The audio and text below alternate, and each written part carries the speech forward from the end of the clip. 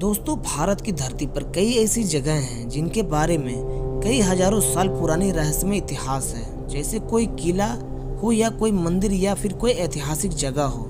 इनके बारे में कई ऐसे राज दफन हैं जो हजारों वर्षों पुराने हैं। इनके बारे में जो भी राज है वो आज तक कोई सुलझा नहीं पाया है, क्योंकि इन्हें जितना सुलझाने की कोशिश होती है ये उतना ही उलझते जाते हैं। दोस्तों, आज के ज़माने में हम कोई भी ऐसी जगह घूमने जाते हैं तो वहाँ की कहानी सुनकर हमें सदियों पुराने इतिहास को जानने की इच्छा होती है। तो एक ऐसी ही कहानी भारत के राजस्थान राज्य से जैसलमेर जिले के एक गांव की है। इस गांव का नाम है कुलधारा।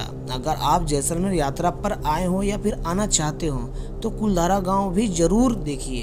तो चलिए दोस्तों, वीडियो को शुरू करते हैं। मैं उज्ज्वल स्वागत करता हूँ हमारे यूट्यूब चैनल पे अगर नए तो चैनल को जरूर सब्सक्राइब कर ले और वीडियो में अंत तक बने रहें। कुलधारा गांव राजस्थान की गोल्डन सिटी जैसलमेर से 20 किलोमीटर की दूरी पर स्थित है, जो पर्यटकों द्वारा देखी जाने वाली सबसे खास जगहों में से एक है। जब आप इस जगह की यात्रा करें तो आपको पता चलेगा कि यहाँ गांव राजस्थान के सबसे खास आकर्षण स्थलों में से एक है, जिसे आपको अपनी यात्रा में जरूर शामिल करना चाहिए। दोस्तों, राज्य के रेगिस्तान से अलग यह जगह सुंदर और खूबसूरत के कारण बेहद प्रसिद्ध है। कुछ लोग तो कुलधारा गांव को डरावना और भूतिया भी बताते हैं। दोस्तों, इस गांव में और इसके आसपास कई भूतिया और असामान्य गतिविधियों की कहानी रही है। इस बात का आज तक कोई ठोस सबूत तो नहीं दे सका, लेकिन कुलधारा गांव अपनी स्थापत्य सुंदरता और इतिहास की वजह से घूमने का एक बहुत ही सुंदर रोचक जगह है। बता दें कि कुलधारा गांव मूल रूप से ब्राह्मणों द्वारा बसाया गया था, जो पाली क्षेत्र से जैसलमेर चले गए थे और कुलधारा गांव जाकर बस गया। इस गांव की पुस्तकें और साहित्य लेखों में बताया गया है कि काधान नामक पाली के एक ब्राह्मण ने इस जगह पर अपना घर बनाया था और यहाँ एक तालाब खोदकर इसका नाम उदासर रखा था। आमतौर पे पाली ब्राह्मणों को पालीवाल कहते हैं और यहीं से उसके वंश का नाम भी आता है। दोस्तों, कुलधारा गांव में कई ऐसे शिलालेख और नक्काशी पाए गए हैं जिसमें से कई ने कुलधारा का ब्राह्मण जाति के निवास के रूप में उल्लेख किया है। कई इतिहासकारों और अन्य विद्वानों का मानना है कि कुलधारा में पालीवाल ब्राह्मणों के निवास की वजह से उनकी जाति से इस गांव का नाम पड़ा है। सबसे आश्चर्य की बात यह है कि यहाँ के निवासियों ने अंतरजातीय विवाह की प्रवृत्ति का पालन किया, लेकिन यह केवल ब्राह्मण के बीच ही प्रचलित था। वैसे कुलधारा गांव की कथा या कहानी एक पर्यटक आकर्षण के रूप में इसकी सबसे खास संपत्ति है। इस गाँव की कहानी कई युगों से चली आ रही है और यहाँ की एक स्थानीय लोक कथा बन चुकी है।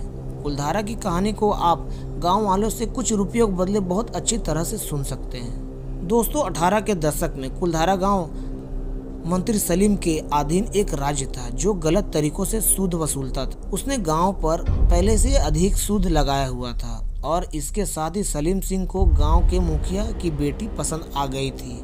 उसने गांव वालों को धमकी दे दी, अगर उन्होंने इसका विरोध करने की कोशिश करते हैं या उसके खिलाफ खड़े होते हैं तो वह उन पे और ज्यादा सूद लगाएगा। अपनी बेटी के सम्मान को बचाने के लिए गांव के मुखिया सहित एक रात में गांव छोड़कर भाग गए। जाते जाते ग्रामीणों ने इस गांव को श्राप दिया कि आने वाले दिनों में इस गांव में कोई नहीं रह पाएगा। भले ही इतिहासकारों का कुछ भी कहना हो, लेकिन कुछ लोगों का यह भी कहना है कि यहाँ पर भूकंप या अकाल की तरह एक प्राकृतिक आपदा आई थी।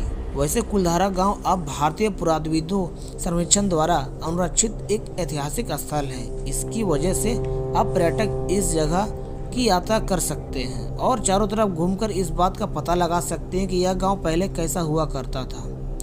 कुलधारा गांव एक विशाल क्षेत्र में फैला हुआ है, जिसमें लगभग 85 छोटे छोटे आवास शामिल है। इस गाँव में कुछ ईंटों की संरचनाओं को छोड़ गाँव की सभी झोपड़ियाँ टूटी हुई है। इनमें से कुछ झोपड़ी इतनी बुरी तरह टूटी हुई है कि रेगिस्तान की रेत में लगभग दब सी गई है। और इस गांव के पास एक देवी का पुराना मंदिर है, जिसके अंदर कई शिलालेख। इस प्राचीन शिलालेखों ने पुरातत्वविदों को गांव और इसके प्राचीन निवासियों के बारे में जानकारी इकट्ठा करने में मदद की। कुलधारा गांव उन लोगों के लिए स्वर्ग के समान है जो अपनी यात्रा के दौरान भारत के खास अनुभव की तलाश में रहते हैं और इतिहास के बारे में जानने की रुचि रखते हैं। जो लोग फोटोग्राफी या वीडियोग्राफी में रुचि रखते हैं और कुछ खास चीज़ों पर लघु फिल्म या डॉक्यूमेंट्री बनाने की तलाश में रहते हैं, तो यह उन लोगों के लिए एक आदर्श स्थान है। तो दोस्तों, जैसे कि हमने बताया कि इस गांव की ऐसी हालत सलीम सिंह की वजह से हुई, तो प्रश्न आता है कि सब लोगों के छोड़ जाने से गांव में कोई भी ना रह पाना ठीक है, लेकिन वहां के घरों का नुकसान कैसे हुआ होगा?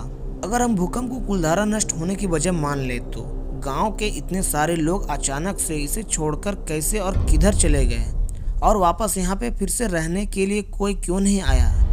अगर यहाँ पे जो रहस्यमय चीजें होती है तो उसकी वजह क्या है? ऐसे बहुत से सवाल हैं जिनके रहस्य आज तक कोई पर्दा नहीं उठा पाया है।